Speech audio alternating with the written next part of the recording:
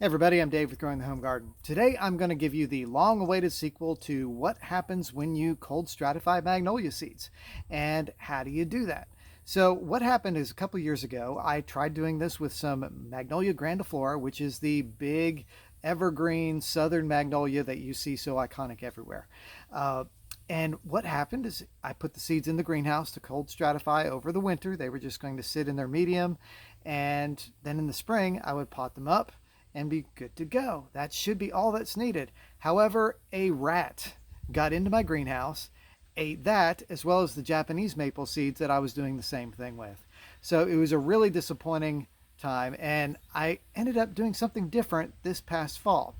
And now it's a different type of magnolia. This is actually Sweetbay Magnolia. Some people just call it Bay Magnolia or Sweet Bay, whatever you want to call it. But it is a deciduous magnolia that blooms between somewhere around June through September in the summertime. And they're really pretty. They're used in landscapes all over the place. They're a native plant to the United States, and you can grow them very easily from seed. So last fall when we were out in Knoxville, I saw some that were the seeds that were just growing off of a tree, and I picked a few of the seeds, and here's the result. So you can see here I've got several little growing magnolia trees that are doing fantastic.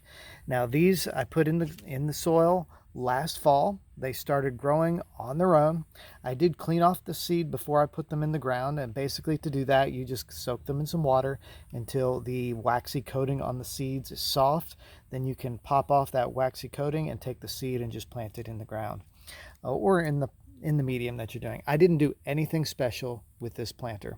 This planter sat out all winter time. I didn't protect it. I didn't do anything. It was exposed to all the natural thaws and freezes and the weather, the rain, the wind, all that stuff. And then this spring we got 5 little seedlings popping up.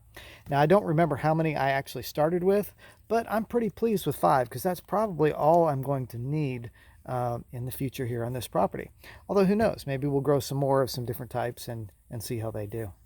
Right, so I'm going to go ahead and start doing some potting up and get these into larger planters so they have a little time to grow before fall and the freezes start to happen. So I'm going to dig these out just so we can kind of take a look at what their root systems look like. So I'm going to just lightly go under. There's a lot of sand in this particular one because I use this for plant propagation, and on top is soil. So the very bottom of it, you're going to see a lot of sand. All right, so here we go. Let's pull this out, see how it looks. Wow. All right, it's got a lot of roots here. It's definitely ready for a different pot with some better soil. All right, check that little guy out. Lots of roots, nice healthy magnolia tree. It's a little one, so we'll get it into a good sized pot and then let it grow on from there. And it looks like the rest of these are kind of in the same state. There's another good one.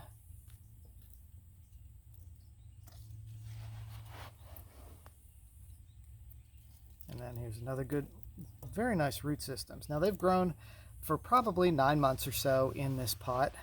A lot of it was the cold stratification period. There we go. So we've got 5 really nice magnolia trees. Let's go ahead and get these in some pots.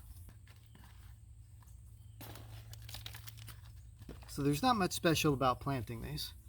They're very easy to do. You just kind of grab it where you want the top of the soil to be, just above that. You hold it with your finger above the edge of the pot. Just kind of pour in your soil mixture and work it around the base, just like this. Tuck it in a little bit. It should sink in, and it's going to compress a little bit, especially as you start watering.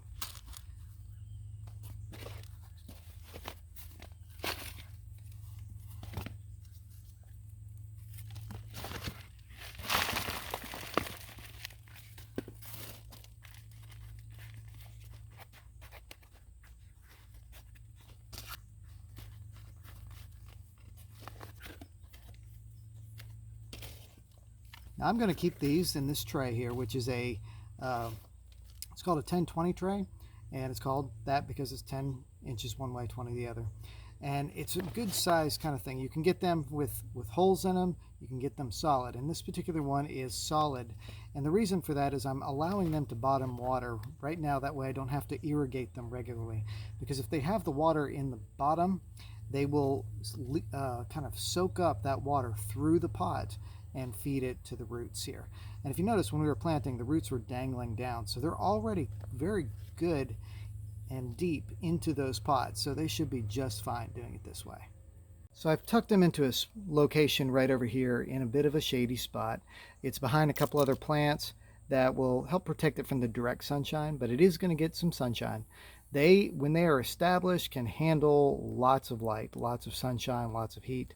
But for right now, we want them to kind of gently get acclimated to their new soil, and eventually we'll pot them up into probably larger pots before planting them out. I would estimate that it would probably be fall of next year before I would actually plant these out in the yard.